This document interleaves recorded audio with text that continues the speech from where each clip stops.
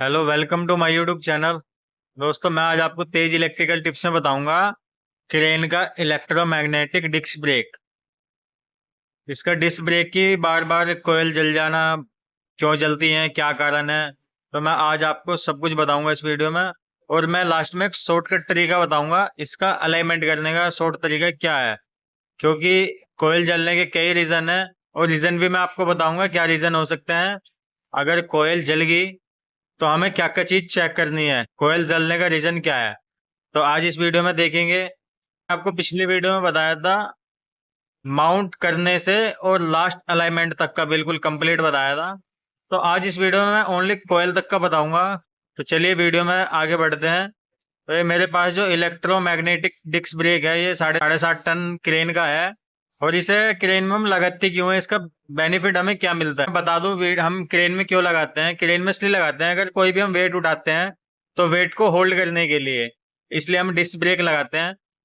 कि जैसे हम पुश बटन छोड़ेंगे तो डिस्क ब्रेक लग जाएंगे और जो भी हमने वेट उठाया वो होल्ड हो जाएगा, मतलब हवा में लटक जाएगा। हवा में लटका के दूसरी जगह लेके जाना है तो वहां तक हम हवा में लटका के ले जा सकते हैं। पुश बटन छोड़ देंगे तो ये पकड़ के रखेगा। अब चलिए वीडियो में आगे बढ़ते हैं, इसके अलाइनमेंट की बताता हूँ मैं आपको। तो मैं एक बार इसको निकाल लेता हूँ, कोयल जलने का रीजन क्या क्या होते हैं वो बताता हूँ। तो दोस्तों देखिए, मैंने ए प्लेट को इस पे से इसका निकाल लिया है। ये ए प्लेट है जिसमें कोयल लगी है, और जिसमें मैग्नेटिक कोर है ये आई प्लेट है। मैंने दोनों को अलग अलग कर लिया। अब पहले इसके फॉल्ट के बारे में समझते हैं कि क्यों इसकी बार बार कोयल जल जाती है, रीजन क्या क्या होते हैं। तो सबसे पहले रीजन आपको चेक करना अपना अलाइनमेंट। अलाइनमेंट हमारा आउट तो नहीं है, क्योंकि अलाइनमेंट आउट इसलिए होता है अगर ये स्प्रिंग का जो मूवमेंट है ये बराबर नहीं रहेगा ना तीनों का, तो भी कोयल जलेंगी। क्योंकि जब हम पुश बटन दबाएंगे, कोयल में पावर आएगी और कोयल इसको अपनी तरफ खींचेगी, रिलीज करेगी और फिर छोड़ देगी, ब्रेक लग जाएंगे। तो रिलीज करेगी, अगर इसका अलाइनमेंट बराबर नहीं है तीनों स्प्रिंग का, तो उस कंडीशन में क्या है, कोयल जलेगी। दूसरी चीज, जब हमारी कोयल जलती है हमें चेक क्या करना है, हमें चेक करना है ये हमारा मैग्नेटिक कोर ये कहीं से लूज तो नहीं होगी, क्योंकि ये जो नट है इसमें माउंट करे हुए हैं ये लूज हो जाते हैं। लूज होने के बाद ये क्या लूज हो जाएगा और फिर सही से बिल्कुल प्रॉपर वर्क नहीं कर पाएगा। ये लूज हो गया या टूट गया, टूट के थोड़ा बहुत इधर उधर हो गया, क्योंकि प्रॉपर कोयल पे नहीं लग पाएगा, इसलिए कोयल फूकने का रीजन बनता है ये। हमें ये तीनों चीज चेक करनी है, हमारी तीनों चीज फिक्स है। दूसरी चीज, इन तीनों को हमें नापना है आपस में। कि अगर सपोज करो बोल्ट टूट के गिर गया और हमने किसी वजह से वेल्डिंग करा दी, तो वेल्डिंग कराने के बाद हमें ये चेक करना है कि तीनों का अलाइनमेंट बिल्कुल बराबर है कि नहीं है। ऐसा नहीं है कि एक बिल्कुल माउंट अच्छी तरीके से हुई हुई है और ये थोड़ी सी उठी हुई है, ये बिल्कुल दबी हुई है, ऐसा नहीं होना चाहिए। तो तीनों फिक्स होनी चाहिए, जैसे कि आप स्केल में देख पा रहे हैं तीनों में गैप नहीं मिलने का। तो ये चीज हमारा ये भी एक अलाइनमेंट है, इसको भी हमें चेक करना है। ये हमने अच्छे तरीके से तीनों को चेक कर लिया, कोई दिक्कत तो नहीं है। मैंने ये भी बता दिया बोल्ट लूज है, ये बिल्कुल फिक्स रहने चाहिए, तीनों का अलाइनमेंट बिल्कुल बराबर होना चाहिए, सरफेस होना चाहिए बिल्कुल। अब दूसरा कारण बताता हूँ।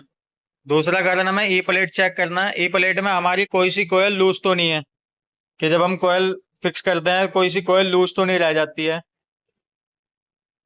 क्योंकि अगर कोयल लूज रहेगी तो भी दिक्कत करेगा, क्योंकि ये कोयल हमारी नीचे बैठी हुई, अगर ये ऊपर उठेगी तो भी कोयल फूकेंगी।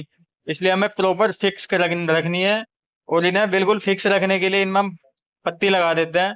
पत्ती लगाने के बाद आपस में मोड़ दिया तो तीनों कोयल जो नो कोयल है बिल्कुल दबी रहेंगी बहुत अच्छे से। और इनमें जो पैकिंग लगाते हैं हम, ये देखिए पैकिंग हमने एक बना रखा है, स्टील की पत्तियों काट के हमने बना रखा है। एक इसका फ्रेम था, इन तीनों को हमने काट लिया, आपस में जोड़ लिया और तीनों कोयल को कोयल के बीच में से निकाल के ऊपर जाके हमने वापसी मोड़ दिया, तो कोयल क्या बिल्कुल फिक्स रहेंगी, लूज नहीं रहेंगी। आपको नई कोयल लगाना है तो चेक भी करना कोई कोयल लूज तो नहीं, क्योंकि जब क्रेन चलेगी और वाइब्रेट होगा तो कोयल ऊपर की तरफ निकलेगी, ऊपर की तरफ निकलेगी तो कोयल फूकेगी उस कंडीशन में। आपको ये विशेष ध्यान रखना। इसकी भी हमें माउंटिंग अच्छे से चेक करनी कि तीनों नट, इसके चारों नट अच्छे से टाइट है, ये कोई लूज तो नहीं, हमारा पूरा पोजीशन पूरा पार्ट कोई भी लूज नहीं रहना चाहिए, बहुत अच्छे टाइट होना चाहिए। एक ये भी पॉइंट है हमारा। तीसरा है हमारा जो हब लगा होता है, हब की कोई चाबी तो नहीं निकल गई है, चाबी को भी चेक करना है। चाबी के ऊपर एक लॉक होता है, लॉक को भी अच्छे से चेक करना है।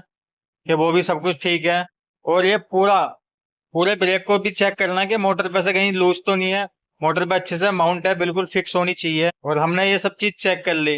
अब हमने कोयल भी इसमें फिट कर दी, बहुत अच्छे से सब कुछ फिट कर दिया। इसके मैं कनेक्शन भी बताऊंगा अभी कनेक्शन कैसे करने। उसके बाद जो हमें सेटिंग लगानी, सेटिंग लगाने का तरीका, सेटिंग हमें लगानी, तीनों स्प्रिंग को हमें चेक करना है।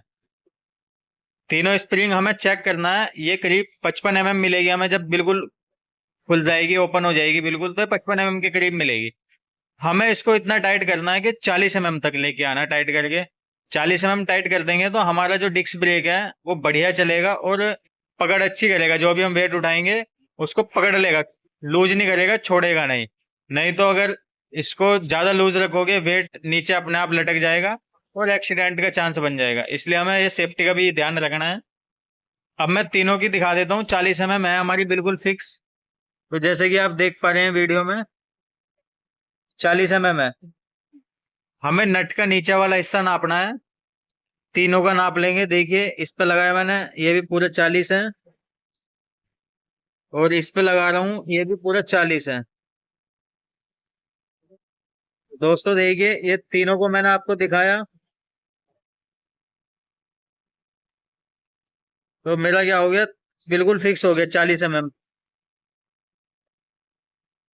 तो हमारी स्प्रिंग बिल्कुल अच्छे से 40 mm टाइट हो गई है। अब हमें जो ये प्लेट लगानी, ई प्लेट लगानी है।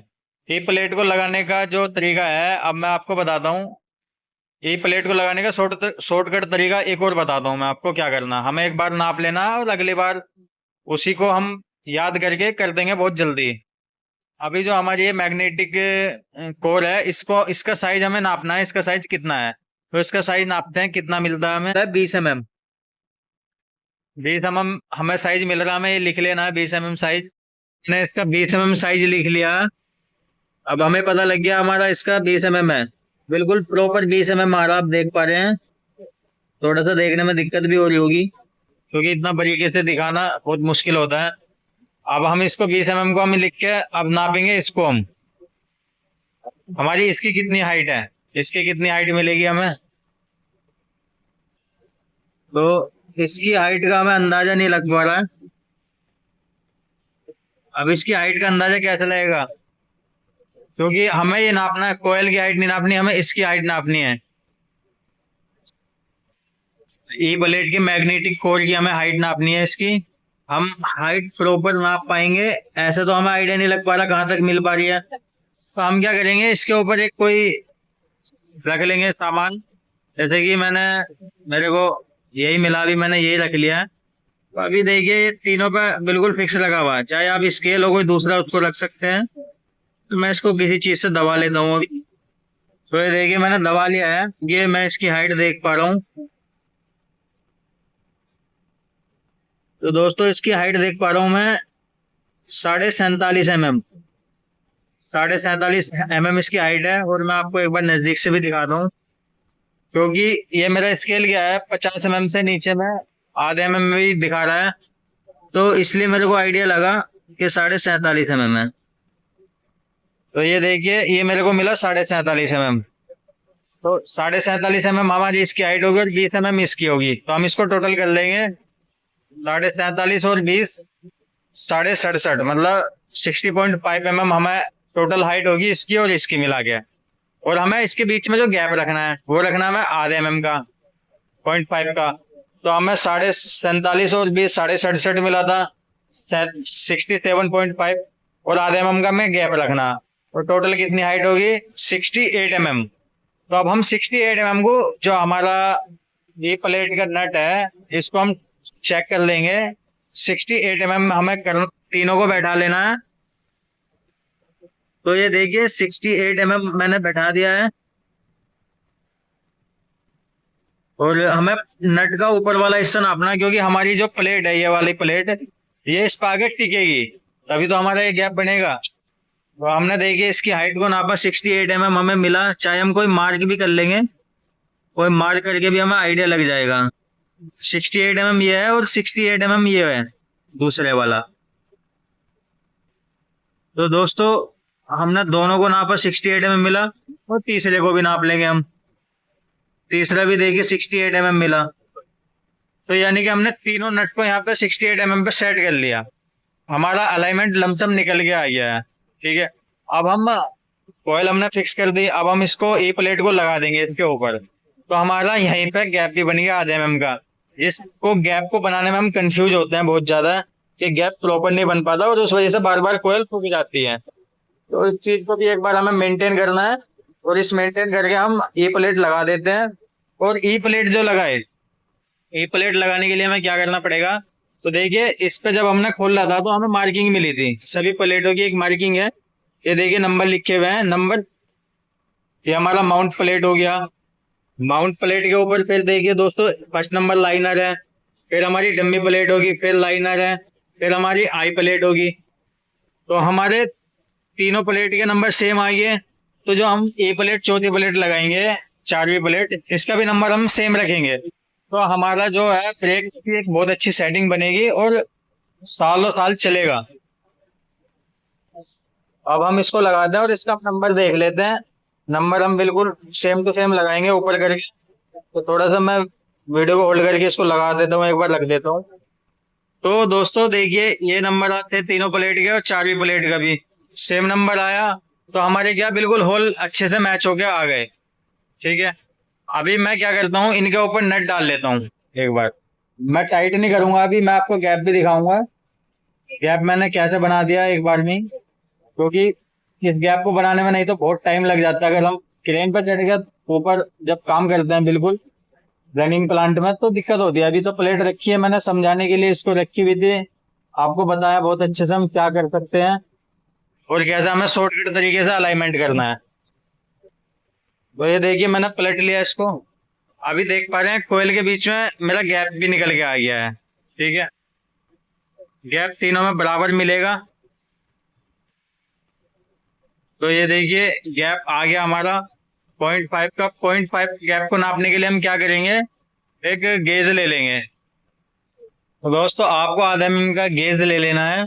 आपको आधा mm का जो गेज लेके आपको इनमें डाल के देखना है। तो मेरे पास अभी जो गेज है वो क्रेन के ऊपर छूट गया। मैं आपको ऐसे ही दिखा देता हूँ, थोड़ा सा मेरा गैप मेंटेन हो गया। देखिए मैंने स्केल रखा, तीनों में गैप मेंटेन। अगर उधर ही लाऊंगा नहीं जाएगा, इधर ही लाऊंगा नहीं जाएगा अंदर। तो तीनों में मैंने आपको दिखा देता हूँ गैप मेरा कितना बढ़िया मेंटेन हुआ। और मेन चीज कोयल बचाने का यही है। देखिए अब मैंने स्केल रखा, इसमें भी गैप बराबर है, नहीं जा रहा है अंदर। अगर मेरा गैप कम ज्यादा होता तो अंदर चला जाता या ऊपर ही लटक जाता हवा में। तो देखिए तीनों में बिल्कुल फिक्स जाके लग गया गैप मेरा स्केल। और अब मैं इस गैप को आपको चेक करके भी दिखाता हूँ। तो मेरा आधा mm का गैप बन गया जो कि हमें बनाना है। अभी देखिए एक शॉर्टकट तरीका, अभी हमें मालूम पड़ गया इसका गैप 68 mm रखना। तो दोस्तों देखिए मैंने अपने वर्नियर को सेट कर लिया। मैं वर्नियर से चेक करा देता हूँ गैप आपको। देखिए मेरा 68 mm पे वर्नियर सेट है और यहाँ देखिए मैं इसमें लगा रहा हूँ, बहुत अच्छे से आ रहा है। तो मेरा प्रॉपर गैप बन गया 68 का। तो अब मैं इसमें भी चेक करा देता हूँ आपको। इसको थोड़ा सा घुमा लेता हूँ। दोस्तों क्या है कि थोड़ी सी दिक्कत तो होती है। तो देखिए दोस्तों इसमें भी 68 mm बिल्कुल सही आ रहा है। और हमें अगले का भी चेक कर लेना है। तो क्या है कि हमारा गैप बिल्कुल प्रॉपर बन गया है। तो देखिए देखिए 68 mm भी बिल्कुल फिक्स आ रहा है। अब ये जो है हमारा आधे mm का गैप बिल्कुल फिक्स बन गया है। और ये अब हमारा अलाइनमेंट बिल्कुल कंप्लीट है। स्प्रिंग के ऊपर डबल नट जरूर लगाए क्योंकि चक नट बन जाएगा। अगर हम सिंगल ही लगाएंगे तो ये जब चलेगी बार बार मूवमेंट होगा, वाइब्रेट होगा, तो ये एक सिंगल नट जो है लूज हो जाता है। लूज हो जाएगा तो यहाँ हमारा अलाइनमेंट आउट हो जाएगा। इसलिए इस पर एक पॉइंट ये भी है इसका कि हमें डबल नट जरूर रखना है। और जब हमारा अलाइनमेंट कंप्लीट हो जाए इन दोनों नट पे चाबी पाने लगा के अच्छे से टाइट करना है कि कोई सा भी लूज नहीं होना चाहिए चलते समय कि ये लूज हो गया ये। तो इधर भी चाबी लगा, इधर भी चक नट आपस में बन गया है दोनों का, और बहुत अच्छे से टाइट करना है। तो दोस्तों मैंने आपको कुछ पॉइंट बताए कॉइल फूकने के, क्या पॉइंट है मैंने शॉर्टकट तरीका ही बताया कि आपको एक बार आपको नाप के रख लेना है कि हमें गैप कितना बनाना है। और हमारे आधे mm का गैप बिल्कुल फिट आ गया एकदम, बहुत अच्छा। आप देख भी पा रहे हैं आधे mm से ज्यादा भी नहीं है ये। तो आधे mm अगर 0.60 भी करोगे तो भी चलेगा, लेकिन इतना ही रखे, 0.5 0.6 तक ही रखे, ज्यादा ना रखे, इससे कम भी ना रखे। 0.40 या 35 इतना भी कम नहीं करना, क्योंकि उसमें क्या है, हमें यहाँ पे जो मोमेंट मिलेगा उसका सही नहीं मिलने का, फिर हमारा रगड़ मारेगा। ये जो हमारा डम्मी है, डम्मी इस माउंटिंग प्लेट के साथ रगड़ मार के चलेगा तो वो भी ठीक ही नहीं है। मोटर पे लोड पड़ेगा, ओवर करंट जाएगी मोटर। इसलिए हमको ये सब चीजें ध्यान रखनी है और हमें बार बार कोयल फूकने से बचाना है। और एक इम्पोर्टेंट बात रहेगी दोस्तों, अगर आपको साइज नहीं मिल पा रहा कि हमें कैसे बनाना है, या हमने ना पाया नहीं मिला, तो दोस्तों देखिए, कंपनी भी लिख के देती है हमें कितना, 0.5 का, 0.5 mm का हमें गैप रखना है। कंपनी खुद बता रही है। तो दोस्तों 0.5 mm का गैप रखना। और देखिए स्प्रिंग का 40 mm कंपनी बता रही है कि 40 mm तक स्प्रिंग को दबाएं। आपको कोयल का कनेक्शन बताता हूँ, अगर कनेक्शन गलत कर दिए तो कोयल फूकने का एक ये भी रीजन होगा, क्योंकि हमें कनेक्शन जो बहुत अच्छे तरीके से करने हैं। अभी आप देख पा रहे थे तो हमारे पास थी 9 कोयल का सेट, किसी में 6 होती है, किसी में 3। आपको मैं इसके कनेक्शन बताऊंगा, आप उसके भी 6 कोयल वाली के भी समझ जाओगे। अभी आप देख पा रहे हैं 1 2 3, एक साइड ये था, 4 5 6, एक साइड ये था, और 8 9, वो 7 8 9, एक साइड ये था, 3 3 6 3 9 कोयल हो गई। अभी 9 कोयले कनेक्शन कैसे करने हैं। अभी एक इम्पोर्टेंट बात यह है कि लड़के क्या गलती करते हैं, कुछ कुछ गलती ये कर देते हैं। अभी जैसे कि हमारी एक ये कोयल है, एक इस कोयल में क्या करा बहुत सा लड़का क्या करेगा, एक कोयल है, इस कोयल में एक ये कोयल होगी, इसमें क्या करेगा, इधर आर लगा दिया और इधर लगा दिया वाई। तो ये हमें नहीं करना बिल्कुल भी, ये गलत तरीका है। इसमें कोयल फूक जाएगी, क्योंकि कोयल हमारी 220 वोल्ट की है। अब हमें इसके कनेक्शन कैसे करने हैं वो देखिए। एक कोयल में 2 तार निकले होते हैं, और अब उनको समझिए। तो दोस्तों एक इस कोयल का एक तार हमने ये ले लिया, दूसरी कोयल का ये तार ले लिया, और तीसरी का ये ले लिया। हमने तीनों को क्या करा, एक जगह जोड़ के टेप लगा दी। ठीक है, एक नंबर का समझिए। अभी दूसरी नंबर का समझिए। हमने ये ले लिया एक तार, एक 4 नंबर का ले लिया और एक 5 नंबर का ले लिया। इनको भी हमने आपस में क्या करा, टेप लगा दिया, मतलब स्टार बनाना। और तीसरे वाली का भी ऐसे ही करना है, हमने एक एक तार लिया और तीनों को आपस में जोड़ दिया। तो दोस्तों अभी समझ गए आप, एक एक तार की वायरिंग। अब इनमें फेस जो लगाना, अब हमें फेस लगाना। अब हमें क्या करना है, हमने हमारा एक नंबर सेट ये था, दूसरा नंबर सेट ये था, और तीसरा नंबर सेट था ये। अब हमें इनमें करना क्या, हमने फर्स्ट कोयल का जो हमारा खाली तार था ये पकड़ा, और एक ये पकड़ा दूसरे सेट का, और तीसरे सेट का हमने ये वाला पकड़ा।